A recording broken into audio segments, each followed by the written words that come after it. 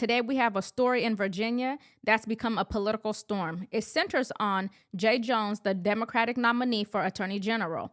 First, he was convicted of reckless driving after being clocked at 116 miles per hour.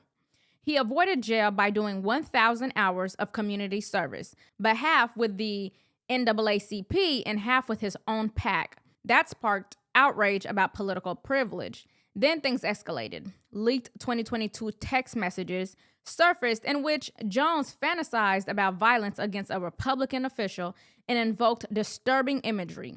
In response, Vice President J.D. Vance, Governor Youngkin, House Speaker Mike Johnson, and others publicly called for him to withdraw from the AG race. Now, in this video, we are going to walk through the speeding case, the text message scandal, the political fallout, and what this all means. Welcome to Nelly Miranda.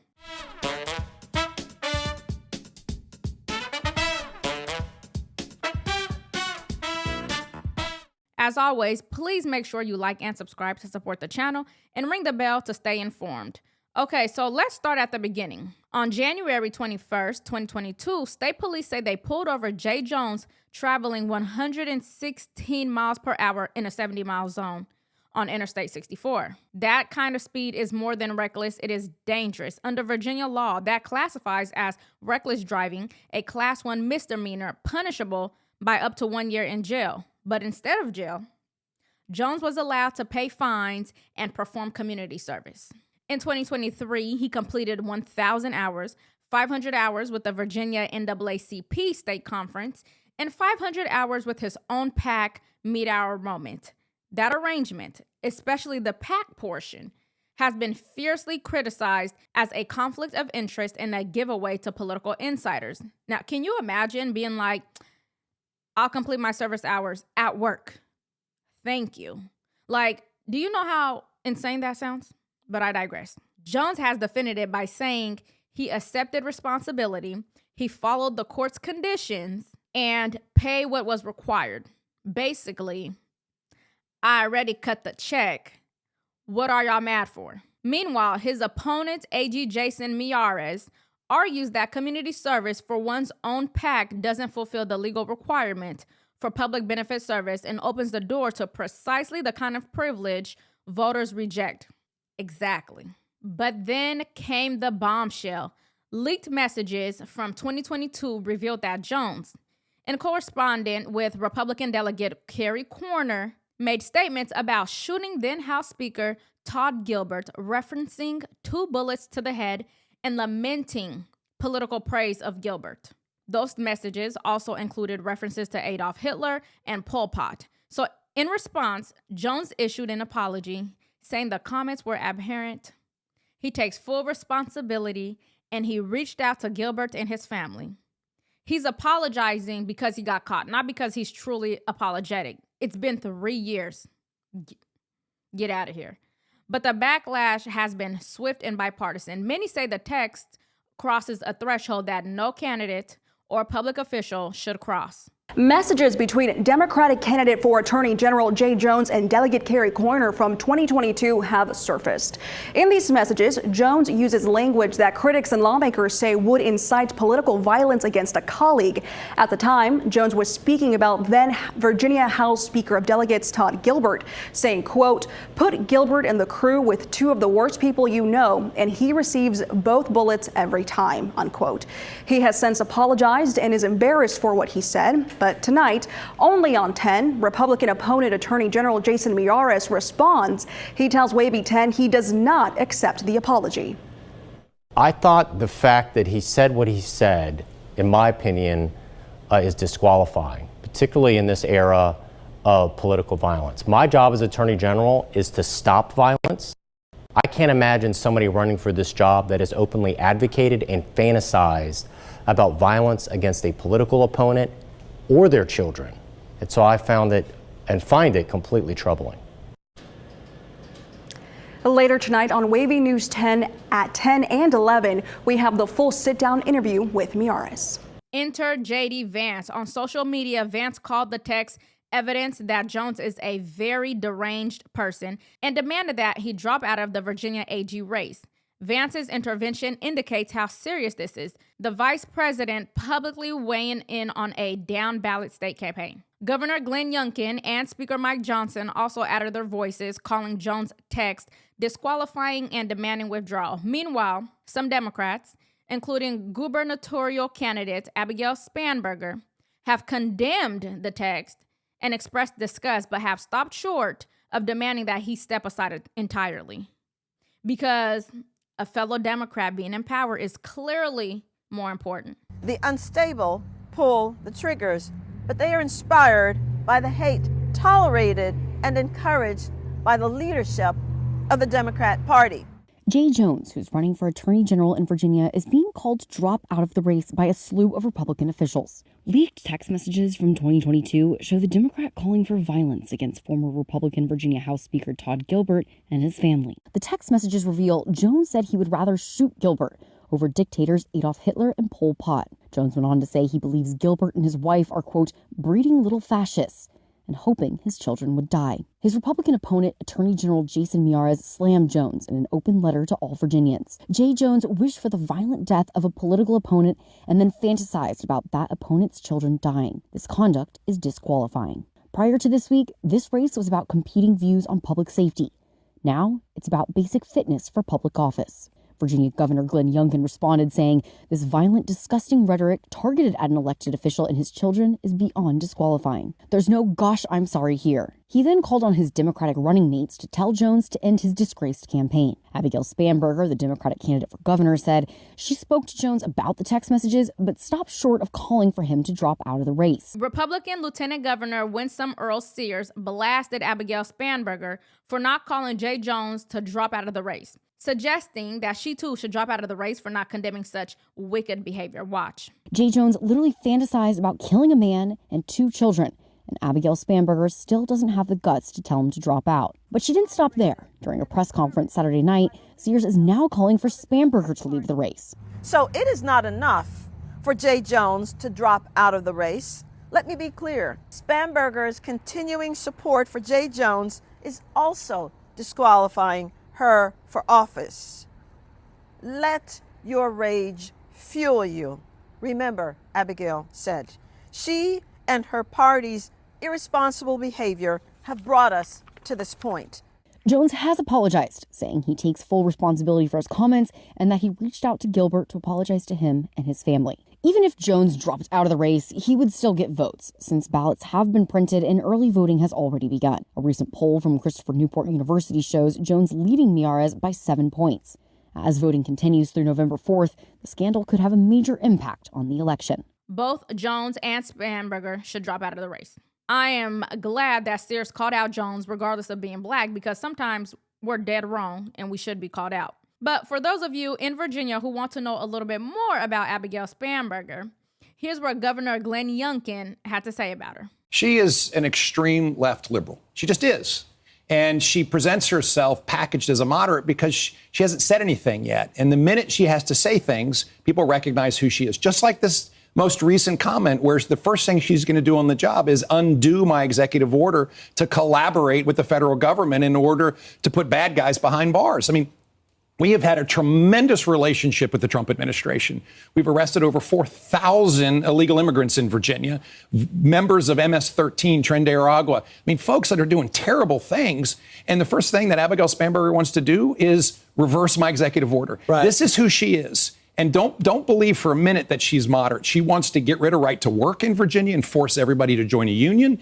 And she firmly believes that biological men should play in sports with biological girls. This is not a moderate person, and that's why Winsome is surging. She is surging right now. I was campaigning with her most of the day yesterday. The crowds are huge. The enthusiasm is high. And guess what?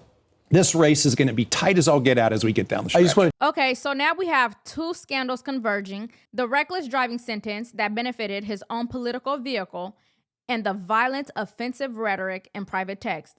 For voters, this isn't just he made mistakes. It's about character, judgment, and whether political elites obey the same rules that they demand of others. This is exactly the kind of test a candidate must fail to pass if they want to credibly lead law enforcement in a state. If your past includes taking life-threatening rhetoric lightly or receiving a politicized sentence, your moral authority is deeply weakened. But let's take a look at this interview with Jay Jones where he tries to sound remorseful. Just to be clear, he has not denied the messages or claimed they were fake. He apologized, but really it feels more like he is sorry that he got caught. This clip runs about 3 minutes, so stick with me. The interviewer actually asks some tough questions. Take a look. One of the text messages mentions 3 people: Todd Gilbert, the former Republican Speaker of the House, Hitler, a man who's responsible for killing 6 million Jews, and then a Cambodian dictator who's also responsible for the death of over 1 million people. You said in that scenario, quote, 2 bullets, Gilbert would get 2 bullets to the head. What were you thinking?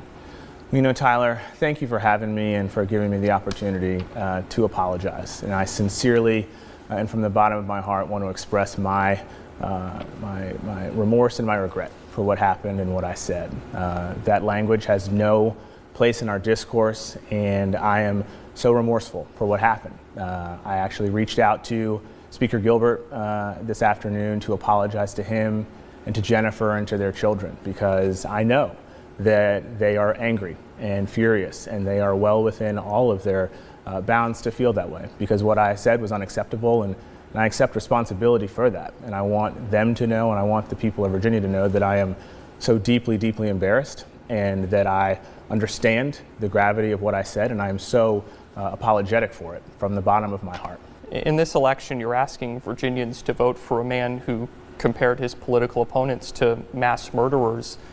Isn't that type of rhetoric disqualifying for someone who's seeking statewide office here in Virginia?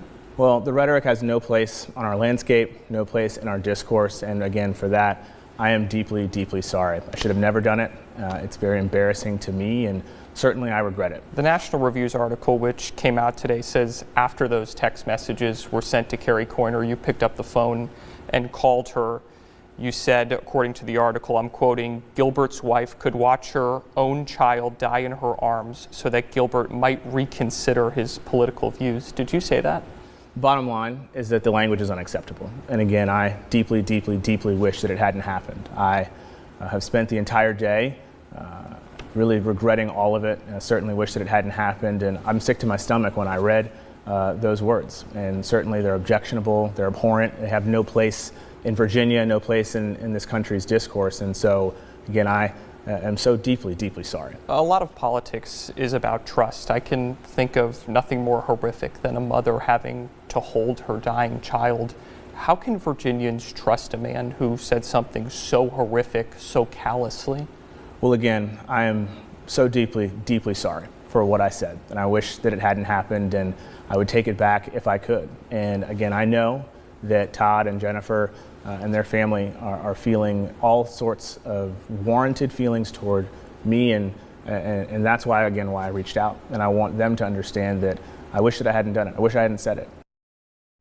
And now I asked Jones if he was planning on dropping out of the race after these text messages came to light. He said his campaign would continue on. The implication that political disagreements justifies lethal aggression, that is a frightening posture for someone running to be Attorney General. That job is about defending law, not threatening to break it. And I believe if he was truly, truly sorry, he would drop out of the race. But he said his campaign will continue, so that tells you everything that you need to know about this man. I hope Virginians remember this text exchange when they go to vote. The calls for withdrawal are noteworthy. Vance, Youngkin, Johnson, leaders are publicly saying Jones must exit the race. The pressure is front and center, and the logic is you do not get to run for the top law enforcement office after fantasizing about political violence. Yet there's complexities. Ballots were printed weeks ago. Early voting is underway. Even if Jones agreed to drop out now, his name will still remain on the ballot. So calls for withdrawal are partly symbolic, and they heighten political pressure, but they don't wholly erase the race. In fact, recent polls show he was actually leading the race. But keep in mind, this was before the scandal blew up. You ready to win again? Republican Jason Miara is running for his second term as Virginia Attorney General. I like to say as Attorney General, I view my role as the people's protector. His opponent, former two-term delegate Jay Jones, seeking a return to Richmond. I'm the people's lawyer. The men also characterizing one another. In ads and interviews, Miara calls Jones soft on crime, pointing to legislation Jones supported while in the General Assembly to give some inmates a chance to leave prison early with what's called the earned sentence credit. 9,638 felons just in fiscal year 2023 were released early by this law that Jay Jones championed. 49.8% have already been rearrested. He got it wrong, but he's in an ideological straitjacket with the left wing of his party, and he won't go back. Jones defends his vote in favor of the measure and points to his brief role as an assistant attorney general in the District of Columbia, where he says he went after a major ghost gun manufacturer. I'm proud of my record in the General Assembly. I will tell you that I supported the largest funding increases for law enforcement in the history of Virginia. Jason Miara's voted against that. But the bill Jones voted for and Miara's voted against was the full budget bill that included all areas of state government. Miara's credits his Operation Ceasefire, targeting repeat violent offenders with Virginia's declining crime rate. In our ceasefire cities, the murder rate has dropped 66%. Our murder rate statewide, it dropped a third, double-digit drop in the violent crime rate. But Jones paints Miara as weak, unwilling to challenge Donald Trump's policies even if they harm Virginia. More than 20 Democratic attorneys general across the nation have joined in at least 30 lawsuits against the Trump administration. The current Attorney General, Jason Miara, is too weak to stand up to the president. He refuses to put Virginia first. He refuses to join these lawsuits to protect our values and our interests, and that's what I'll do as Attorney General. One recent example, Miara did not join a lawsuit challenging the defunding of Planned Parenthood. And I'm very focused on what's happening in Virginia and our public safety efforts. There's a lot of cases that I don't always join. I would have joined that lawsuit. I've long supported women's reproductive health care and a women's access to health care here in Virginia. Miara has been especially outspoken about the 5 Northern Virginia school districts targeted by the Trump administration for their policies that allow transgender students to use restrooms and locker rooms aligned with their gender identity. In my opinion, they are in violation of Title IX. I think this is a great example of being so open-minded that your brain falls out. Jones neither endorsing or criticizing the policy. The school systems, right, and the school boards are pursuing their interests, and that's at the local level, and that's for them to determine. So to recap, Jones appear to be focused on woke ideologies. Little boys using girls' bathrooms, letting criminals off easy, and abortions for all. Got it. But let's take a moment to really think about what this all means. Accountability has to be real, not just for show. An apology only goes so far. At some point, voters and institutions have to decide whether words that cross the line into threats are simply mistakes or signs that someone is unfit to lead. People also need to see that standards are the same for everyone, especially in law enforcement. Because when politicians walk away with lighter sentences, like counting community service for their own pack, while everyday folks pay the full price, it destroys faith in the system. And then there's character. In positions tied to justice, integrity and restraints aren't optional. They are the job description. Someone who jokes about violence or sidesteps real consequences cannot be trusted to uphold the law. At the end of the day, this is a warning. If politicians can skate through scandals without paying a price, public trust evaporates. Democracy only works when people believe the rules apply to everyone. And right now, that belief is hanging by a thread. Democrats must decide whether to distance or defend. Voters must ask, is an apology enough, or is disqualification the proper response? Again, I believe Jay Jones should step aside. Not because anyone is beyond redemption, but because the magnitude and nature of these violations demand it. In a race for Attorney General, you do not get to threaten violence behind closed doors and then ask to enforce laws in public. But I'd like to hear from you. Do you think Jones should withdraw now, or is his apology sufficient? And do you see double standards in how political elites are judged?